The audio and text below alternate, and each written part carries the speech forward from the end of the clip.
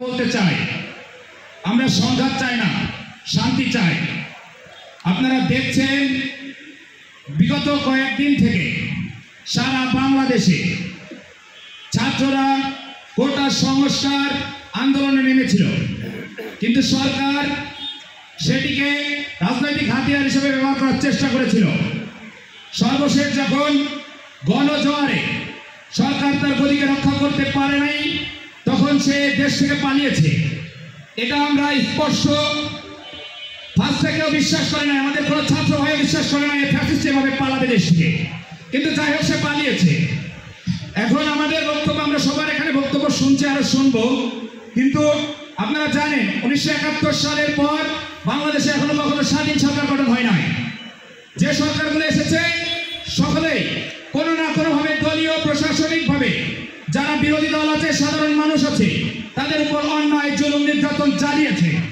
কিন্তু আমাদের ছাত্র ভাইরা শুধু শেখ হাসিনাকে দেশ থেকে বিতাড়িত করে, সে তো পালিয়েছে, বিতাড়িত বললে কেমন হয়, পালিয়েছে, পালানোর পরে তার থেমে যায় না, তারা চায় একটা স্বাধীন শান্তিপূর্ণ বাংলাদেশ। আপনারা জানেন যে পুলিশ ভাইদের আমরা এখানে অনেক কথা শুনেছি, তাদের অনেক ক্ষোভ, জানি অনেক বাধার কারণে তারা কথা বলতে পারে না। তারা বলছে পুলিশ মারছে, অনেক পুলিশ দেশে মারছে, এটা শুনছি, কিন্তু আপনারা দেখবেন যে আমাদের একটা ছাত্র ভাইকে মেরে ব্যাংকের উপরে, পুলিশের যে ব্যাংক আছে তার উপরে নিয়েছিল, সেখান থেকে তারা ফেলে দিয়েছে। এগুলো আমার বাংলার সাধারণ মানুষ দেখছে। আমি বলতে চাই ভাই, আপনারা এখন যেভাবে স্বাধীনভাবে কথা বলছেন আগে পারেন নাই।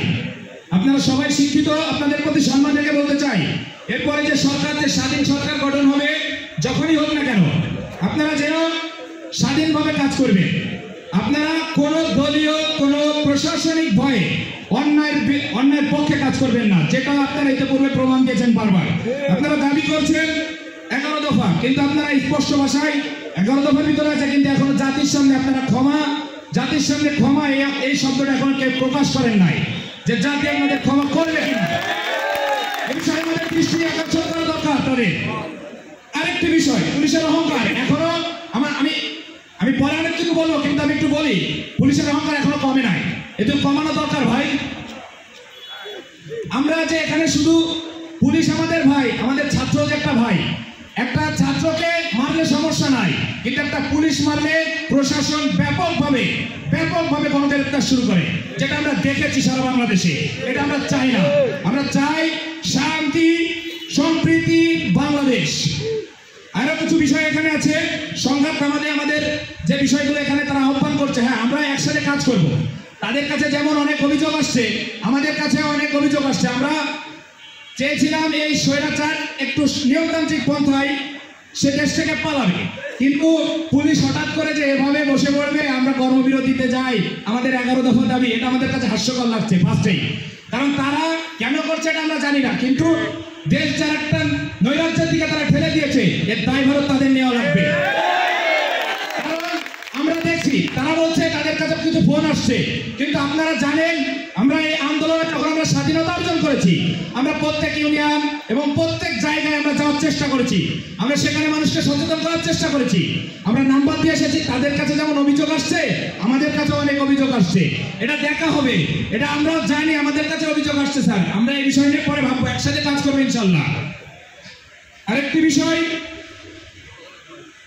আমরা যখনই দেশে একটি নৈরাজ্যকর পরিবেশ সৃষ্টি হয়, তখনই দেখি আমাদের যে সংখ্যালঘু ভাইরা আছে, বিশেষ করে হিন্দু বলতে এই বিষয়গুলো তারা সংখ্যালঘুদের পরে এমন একটি ভারতীয় এজেন্ট হয়, এবং আপনারা জানেন অপশক্তি কারা, বিগত বছরগুলো যারা আক্রমণ চালিয়েছে, অপশক্তিগুলো এমন একটা পর্যায়ে নিয়ে যাচ্ছে যে মন্দিরে কোরআন শরীফ রাখা হচ্ছে, মন্দির ভাঙা হচ্ছে, এই জিনিসগুলো সুনির্দিষ্ট এবং পরিকল্পিত, একদম স্পষ্ট ভাষায় বলছি, এটা পরিকল্পিত। এটা যারা অপশক্তি আছে দেশে এবং যারা ভারতের এজেন্ট, আপনারা জানবেন এগুলো তারা করছে।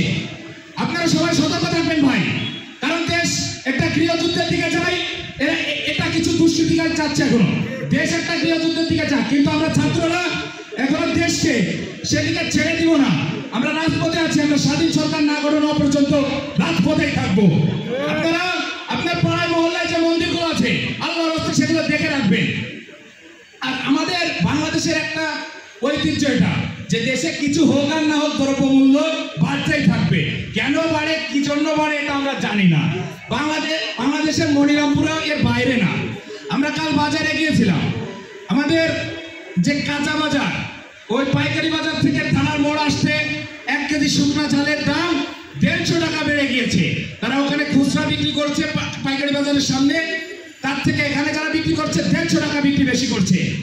আমাদের অনেক বাজার মনিটরিং হয়, কিন্তু আমরা কখনো দেখি নাই যে আমাদের একটা সুষ্ঠু বাজারে যে তালিকা, আমরা কিছু বাজার তালিকাও দেখেছি ওখানে, যে 1 বছর আগে আমাদের 1 বছর 6 মাস আগে তারা দাম এভাবে পাঠিয়ে দিয়েছে, 6 বছর আগেরটাও আছে। কিন্তু আমাদের যে প্রশাসন এখন খুবই নতি স্বীকার করছে। আমরা তখন কিছুই করার ছিল না। এখন যেমন তারা কর্মবিরতি দিয়েছিল, তখন তারা ওই ফ্যাসিস্টের বিরুদ্ধে 1 সেকেন্ডের জন্য কর্মবিরতি পালন করে নাই। তাদের দাবিগুলো তারা সেখানে রাখেন নাই। এখন যখন দেশ স্বাধীন আর যখন কথা বলার অধিকার ফিরে আসে, ভাই সুযোগ সবাই নিবে। এখন সুযোগ সবাই নিবে। স্যার আমি একটু সময় নিই, কারণ আমাদের কথা স্পষ্ট না হলে, হাজার কিছু হোক, মনিরামপুর তাই থেকে যাবে। বলো একটু দ্রুত বলো। আমি চেষ্টা করছি।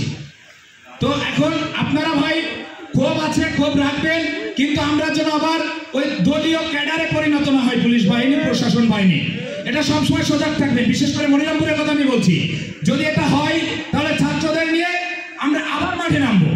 আমরা কি করতে পারি এটা আপনারা এখন দেখছেন। আশা রাখবো আপনারা এখান থেকে সরে আসবেন। আর মনিরামপুরবাসীর কাছে আমার একটাই কথা, যে ভাই যা গেছে এটা ভুলে যান। এখন আমাদের স্বাধীনভাবে দেশে বসবাস করতে হবে, শান্তিতে থাকতে হবে। আমাদের যে প্রশাসন, তারা হয়তো অচিরেই তাদের ভুল ভেঙে রাস্তায় নামবে, আমরা তাদেরকে সহযোগিতার হাত বাড়িয়ে দেব।